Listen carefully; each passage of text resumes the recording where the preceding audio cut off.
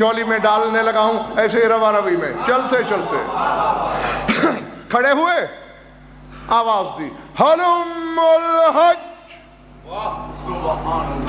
اور کم از کم الحمدللہ اس مسئلے پر 73 کے 73 فرقے کے علماء نے اتفاق کر لیا کہ قیامت کی رات تک پیدا ہونے والے انسانوں نے بھی اپنے اپنے باپ داداؤں کی صلبوں میں آواز سنی۔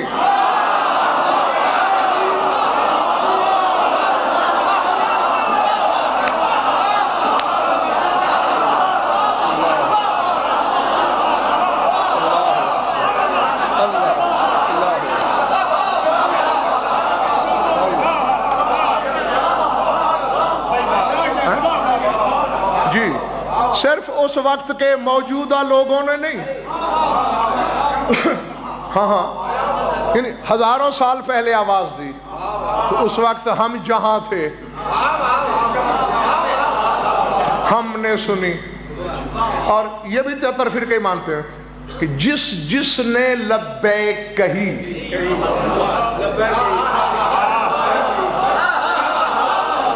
وہی حج کے لیے جاتا ہے، اور جتنی مرتبہ لبیک کہی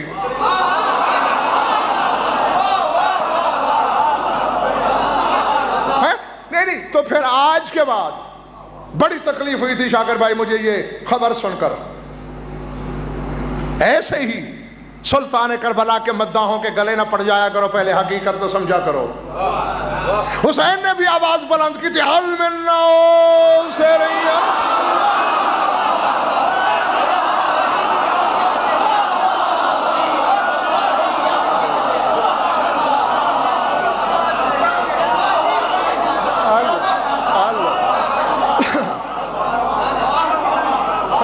بسم اللہ، جیتے رہو جب تک تمہارا دل چاہے تب تک جیو علی والے بن کر۔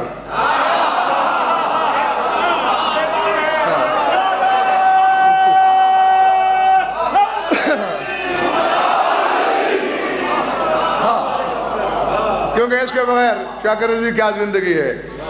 تو اس کی آواز بھی گئی اسی طرح صلبوں میں، ہر ایک نے سنی، جس نے لبیک کہی،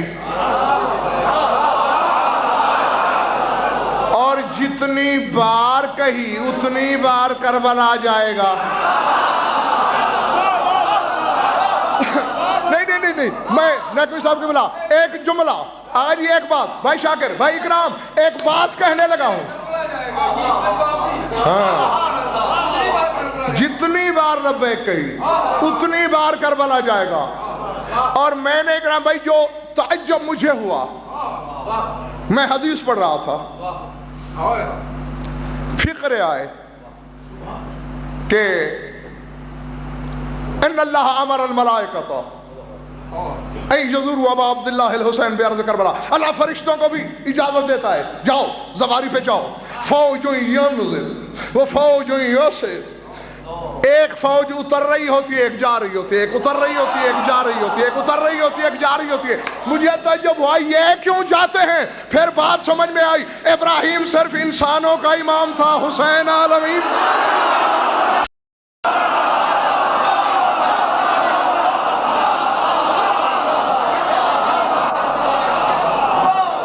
نعرہ تکبیر،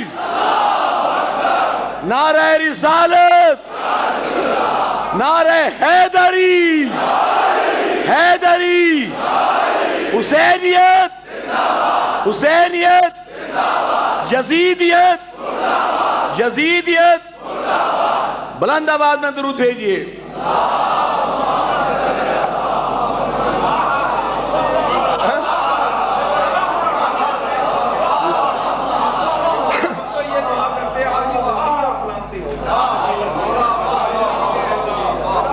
یہ امامت کی بنیاد ہی اگر سمجھ میں نہیں آئے گی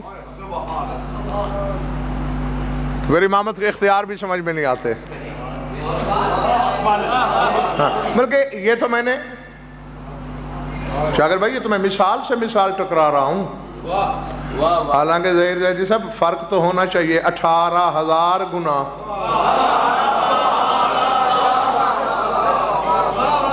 نقوی صاحب یقیناً ممبر سے کہہ رہا ہوں یہ بہت قریب ہے مولا کے روحانی طور پر. ہاں کچھ دیکھ کے ہی میں اس شخص سے پیار کرتا ہوں. ہاں تو اب ممبر ہے مولا کا. مشہد میں اتفاقاً 11 ذی قعدہ آئی, یہ 86 کی بات ہے, سن 86 میں. تو وہاں میں نے ایک چھوٹا سا عمل کیا حرم میں, چونکہ امام ہشتم کی آمد کا دن ہے 11 ذی قعدہ. تو اعلان ہوا, خامنائی صاحب تشریف لائے تقریر کے لیے, اور تقریر سے پہلے اعلان ہوا کہ اس وقت 8 لاکھ زائر حرم کے اندر موجود ہے. تو ایسے ہی میرے ذہن میں آ گیا کہ ان 8 لاکھ میں سے مولا کے قریب کون ہے. تو میں نے ایک عمل کر کے مولا سے پوچھا, تو اس شخص کی طرف اشارہ ہوا جسے زمانہ تنظیم حسین نقوی کے نام سے جانتا ہے. ہاں تو اس دن سے روحانیت کی وجہ سے پیار کرتا ہوں, کسی لالچ کی وجہ سے نہیں. ہاں کیونکہ جو مجھے چاہیے ہوتا ہے وہ سارا کچھ نجف سے آ جاتا ہے پہلے ہی. ہاں جناب, اور یہ دعوت عام, پتہ نہیں آپ میں کتنے ایسے ہوں گے جو مولا کے کتنے قریب رہتے ہوں گے. اسی لیے تو کہا گیا ہے کہ پست ترین حالت میں بھی کسی مومن کو دیکھ کر اسے حقارت سے نہ دیکھنا. ہو سکتا ہے کہ جسے کندھا رگڑتے ہوئے گزر رہے ہو وہ مولا کا لشکری ہو.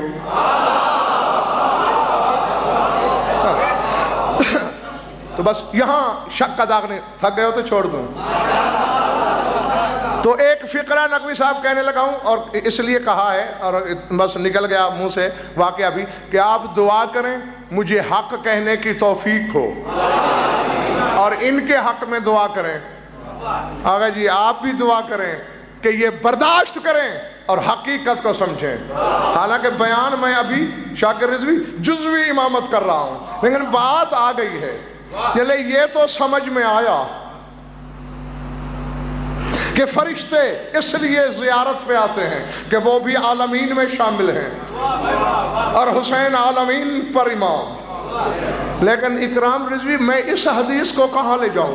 حدیث نہ ہو, کل دیکھو مجھ سے. اور ایسی کتابوں میں نہ دکھاؤں کہ جس پر مذہب شیعہ کی بنیاد کھڑی ہے. مجھے کل ممبر پہ نہ دینے دینا, میری زبان کاٹ کے مجھے گنگا کر دینا, گنگی ہو جائے وہ زبان جو ممبر پہ بیٹھ کے جھوٹ بولے. ہم ممبر پہ بیٹھ کر اسی کا تو احتجاج کرتے ہیں کہ یہاں بیٹھ کے جھوٹ نہیں بولنا چاہیے.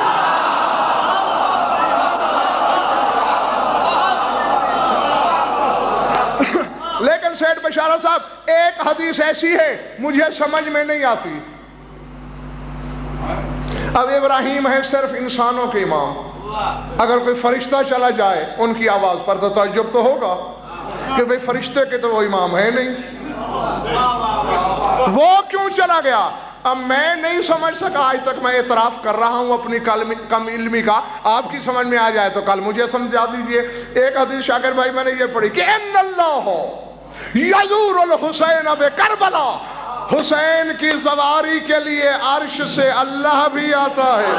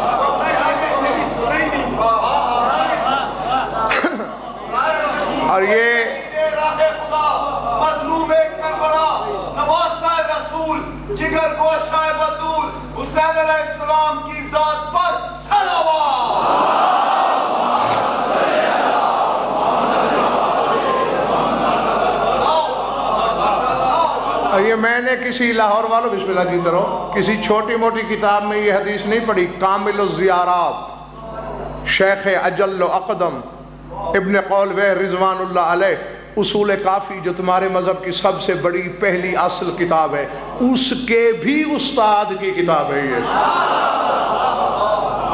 جی ہاں، میرے پاس جب تک پہاڑ سے زیادہ وزنی دلیل نہ ہو میں ممبر سے بات کرتا ہی نہیں. مر گئے یہ، چونکہ میں بخدا نہیں سمجھ سکا آج تک کہ وہ تو خلاق ہے حسین کا.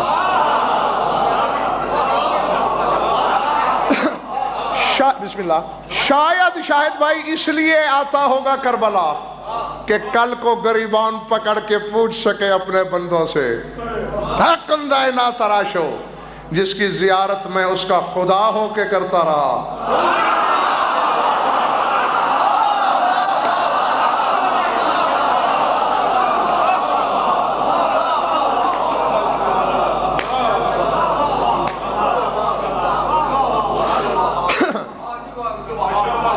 یہ آواز جزوی امام کی بات بولی تو نہیں، قیامت تک صلبوں تک پہنچی حضرت ابراہیم.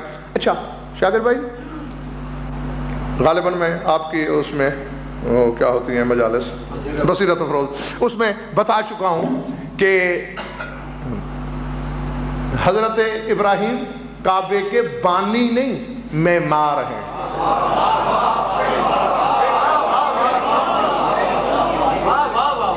جی ان اول بیت وضع للناس، پہلا بیت، پہلا مکان ہی کعبہ ہے زمین پر. تمہارے بابا آدم بھی حج پڑھتے رہے کعبے میں،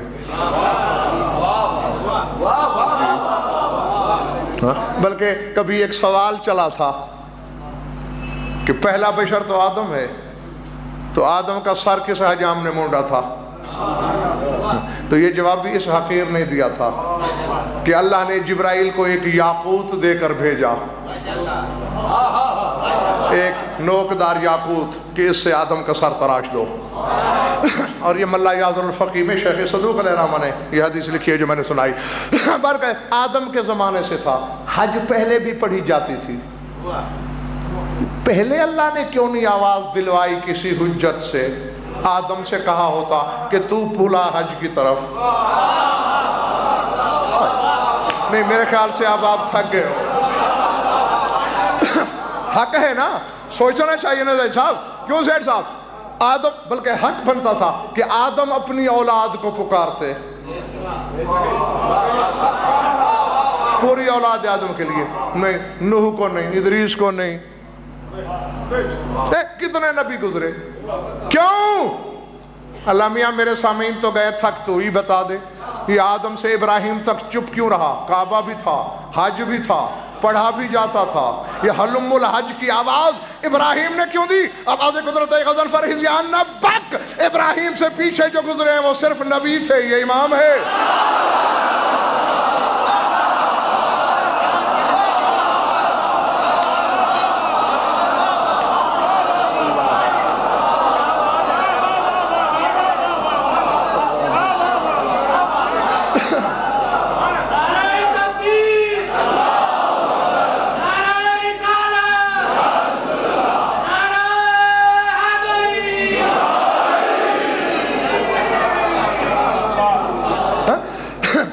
امام کی آواز جاتی ہے سرحدوں کو توڑ کر.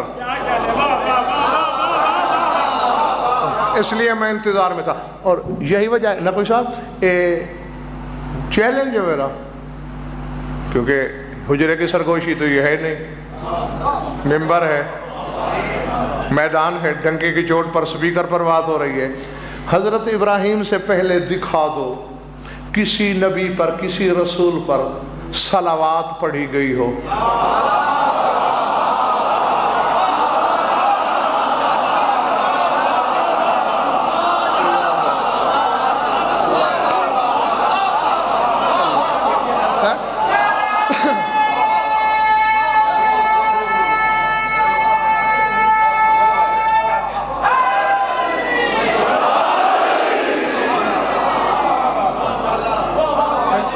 کہیں نہیں ملتا.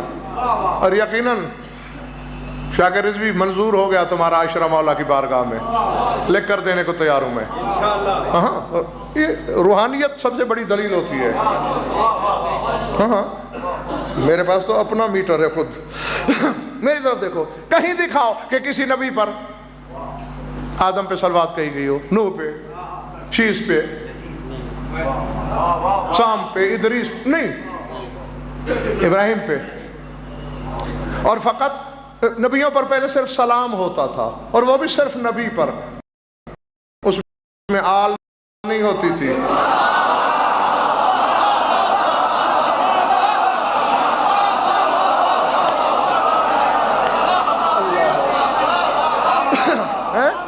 جی یہ حضرت ابراہیم سے شاید بھائی شروع ہوا، کما صلی اللہ تعالی ابراہیم و آل ابراہیم. تو فیصلہ ہو گیا کہ درود کا حق نبوت کا نہیں، امامت کا ہے.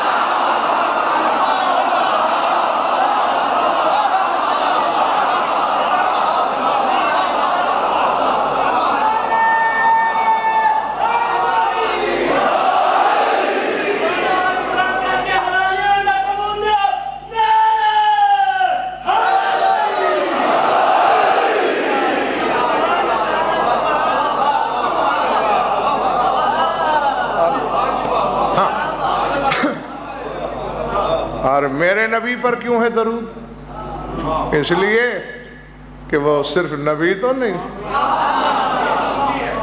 بھی، کیا جیسا امام میرا نبی ہے ویسا امام تو علی بھی نہیں.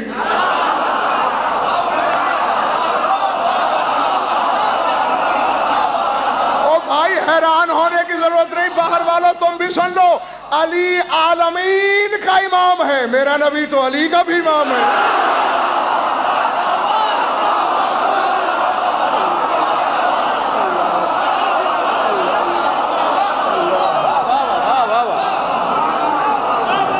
نعرہ تکبیر، نعرہ تکبیر، دونوں ہاتھ بلند کر کے نعرہ رسالت، نعرہ رسالت، نعرہ حیدری، حیدری.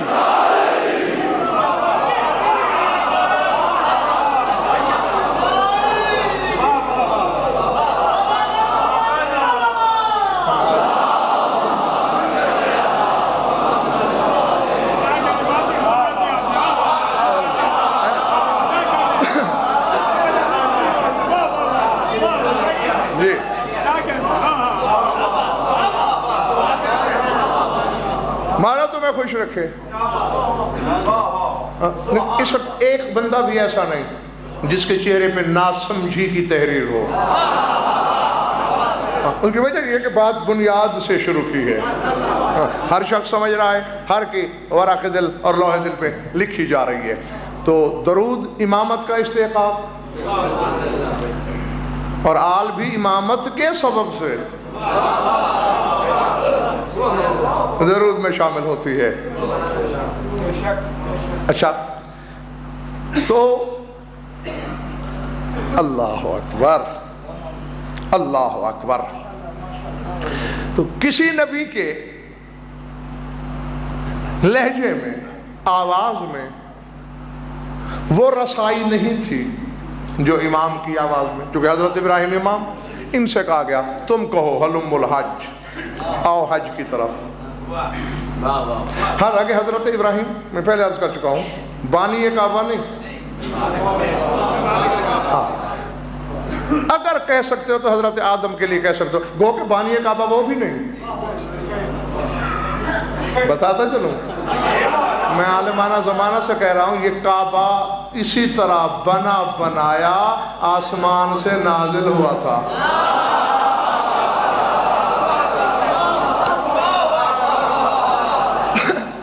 حضرت ابراہیم نے تو کعبے کی دوبارہ تعمیر کی. جیسے آپ کا کوئی مکان یا مسجد بہت سیدھا ہو جائے تو پھر دوبارہ تعمیر نہیں کرتے ہو. اب دوبارہ تعمیر کرنے والا یہ تو نہیں کہہ سکتا کہ بانی ہے مسجد فلاں. بانی تو وہ ہوگا جس نے پہلے بنائی. تو اب سارے اٹھاؤ، سارے حلالی بیٹھے ہو، سارے موالی بیٹھے ہو، بس غضنفر کی ایک خلش دور کر دو، ایک مسئلہ سمجھا دو، میری سمجھ میں نہیں آ رہا۔ ابراہیم کعبہ بنانے والے ہیں، آواز یہ ہے شب محشر تک پیدا ہونے والے نطفے سن لیتے ہیں، اور وہاں تک ابراہیم کی نگاہ بھی کام کر رہی ہے، اور ہر ایک کو دعوت دے رہی ہے، ہلم الحج ہلم الحج ہلم الحج ہلم الحج۔ تو یہ وہ امام ہے جو صرف کعبہ بنانے والا ہے، ایک وہ امام ہے جو کعبے میں آنے والا ہے۔